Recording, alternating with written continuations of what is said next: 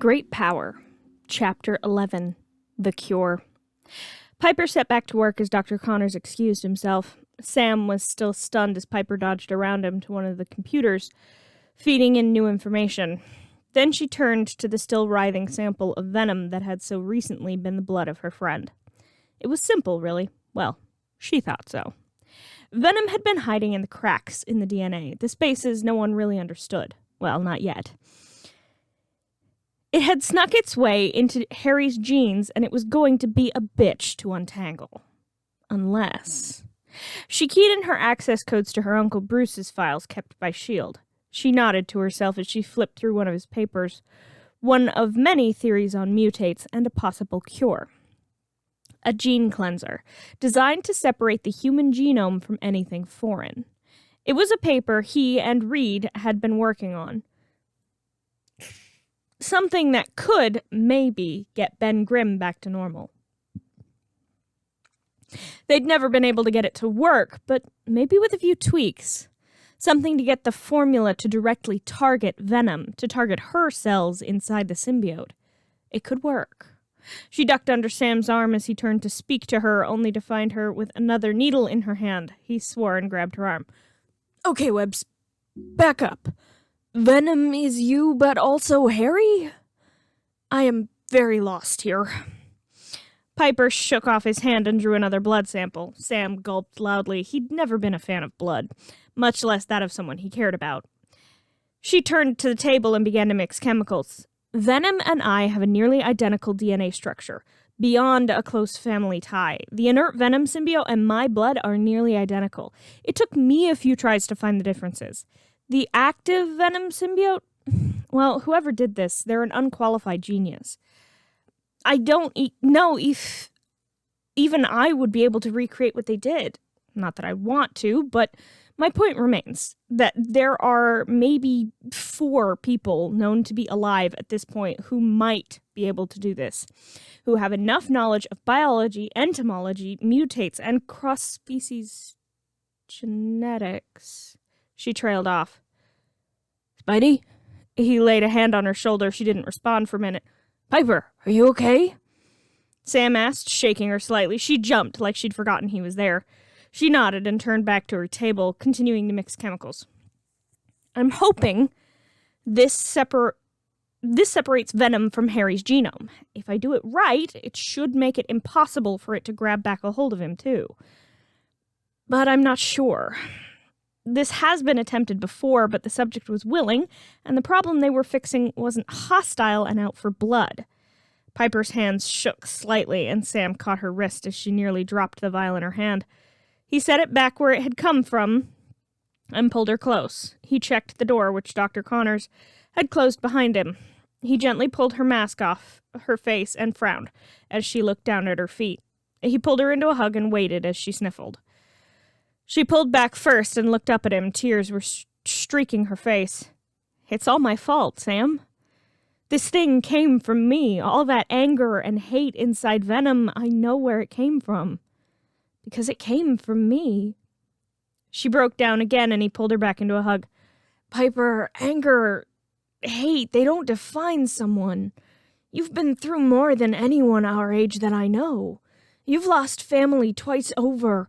You've lived through the whole Iron Man, Whiplash, Mandarin thing." She nodded into his shoulder. "The fact that you have the training and teachers and life experience that you do, and that you are the way you are, amazes me.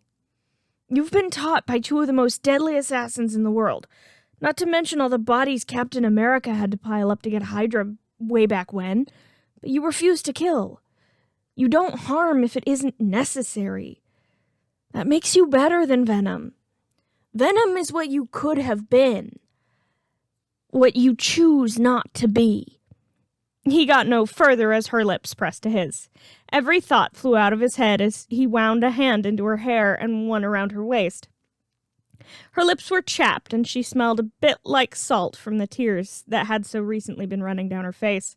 They pulled apart at a cheer from the doorway. Piper grabbed for her mask as Ava, Danny, and Luke stepped into the room, all in full costume. Ava was bouncing, and Luke had a gigantic grin on his face as Piper pulled her mask back on, just enough to hide her deep red blush. Danny had a small smile on his face. You two are too cute together, but Fury says we've got a hit on Venom. He looks like he's heading to Oscorp. Piper nodded, her mouth and nose still visible. Sam really wanted to kiss her again. Sounds like Harry. He and his dad have never gotten along. I need to finish this. She gestured to the concoction on her table. But I'll join you as soon as I can. Just please don't hurt him. He's one of my best friends. The others nodded, and Sam made to step back, but Piper leaned forward and pecked him on the small bit of his cheek that was visible beyond his helmet. He grabbed her arm as she made to turn away and dipped her. He was rolling with the spur of the moment as he kissed her hard. He had a feeling this might be his last chance for a while. They were again interrupted by a noise at the door, this time that of someone clearing their throat. They both glanced up into the exasperated but almost fond eyes of Agent Phil Coulson. We need to get the team moving. Sam nodded and helped Piper straighten back up and fix her mask. Piper stared after Sam for a moment before going back to her work table with a glimmer of faith in her heart. Chapter 12, Daddy Issues. Piper finished mixing her concoction and filled 3 syringes. She stepped over to the containment unit and slipped the first needle in. The small sample writhed more violently as she pushed down on the plunger of the syringe, spraying the cure all over the venom sample. There was an unearthly shriek as the black goo sizzled and burned away, leaving behind a patch of red blood. Piper ran the whole containment unit through the scanner, twice. Every trace of venom was gone. It wasn't hiding in the DNA, which was undamaged. The formula had cleansed it from Harry's genes entirely. She still had some left in the first syringe. She snatched up her most recent blood sample and injected the gene cleanser through the cork of the vial. Her watch beeped, and she turned away from the sample. Nova? It was Nova. He looked panicked, even under his helmet. Webbs, we need you here now. We're not going to be able to hold him much longer. Piper nodded. Lure him into the lab levels. I'm assuming Mr. Osborn is evacuating the building. Sam shook his head, firing a blast out of Piper's view. No, he's insisting on staying. Sam swore as something smacked him across the room and the call cut off. Piper grabbed the last 2 syringes of gene cleanser and raced from her lab, heading for the hangar where her spider cycle was waiting. The door was already closing behind her when the vial of her blood on the work table began to sizzle and shake. She really should have worked out a better plan on the way to Oscorp, but she didn't. All she thought about was that she couldn't let anyone get hurt in the building get hurt. Harry might be constantly frustrated with his father because Norman never showed him any affection, but he'd never be able to forgive himself if he hurt him. She drove her bike through the New York skyline, crashing through the lab level of Oscorp Tower.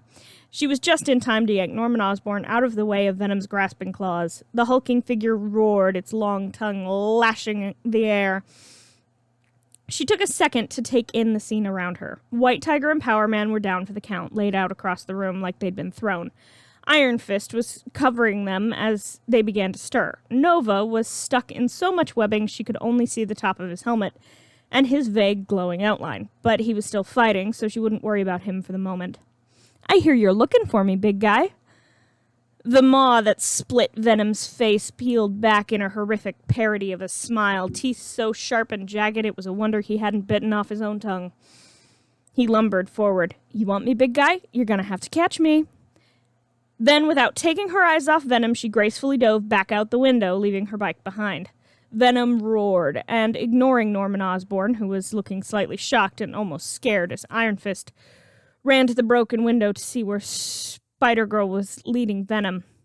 She was heading out away from the dead center of the city. She hadn't taken her bike because she'd known that with it, she'd be able to outrun Venom.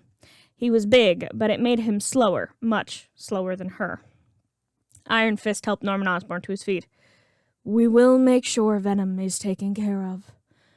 Norman nodded as Iron Fist pulled the webbing off of Nova, who immediately took off after Spider-Girl. The other three followed them quickly, and Norman made his way back up to his office, straightening his hair and tie as he went. He sat down behind his desk and tapped out a code to make a call.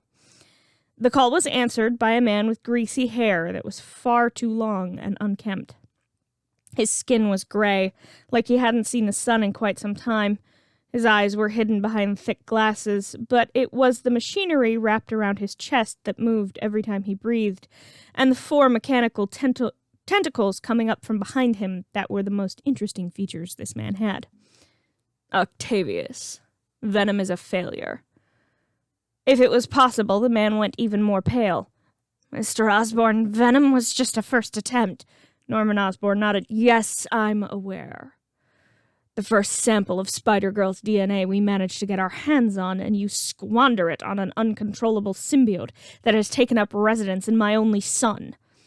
Norman's voice never raised in tone, but his eyes flashed with a fire few saw. He took a deep breath. Lucky for you, the spider seems to have the problem well in hand, but I will not tolerate any more failures from you, Octavius. One more disaster like this, and I blow your lab sky high, and no one will ever miss you, or even know you were there. Norman cut off the call before he could see Octavius's reaction. Dr. Otto Octavius was shaking with rage. He roared, the two tentacles that served as his arms flipping a table in front of him. He missed being able to do that with his own hands, but he hadn't been able to move his own limbs for years, not since the plane crash. It had been a miracle that he'd survived, but Mr. and Mrs. Parker had been sitting in the seats in front of him, the Brocks to their left. He had agreed to testify against Oscorp. They were on their way to Leipzig, Germany, to meet with a higher-ranked officer of S.H.I.E.L.D. He'd never heard of them, but if they could help stop the atrocities Norman Osborn was committing behind closed doors, he was willing to help. But then there had been screaming and fire and darkness. When he woke up, he couldn't move, but he'd seen the couple in front of him. At some point, their chairs had disappeared. Mary Parker was staring at him, eyes blank and lifeless, blood pooling in the snow under her head. Richard was still alive, bleeding badly, pulling himself over to his wife, calling her name. Then the men in black had appeared. One of them had kicked Richard Parker in the side, forcing him onto his back as another two men pinned down his arms.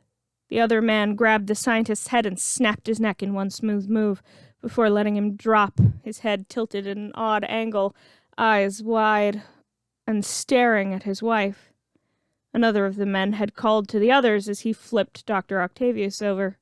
The scientist still couldn't move. He was terrified that he was about to die like his friend had.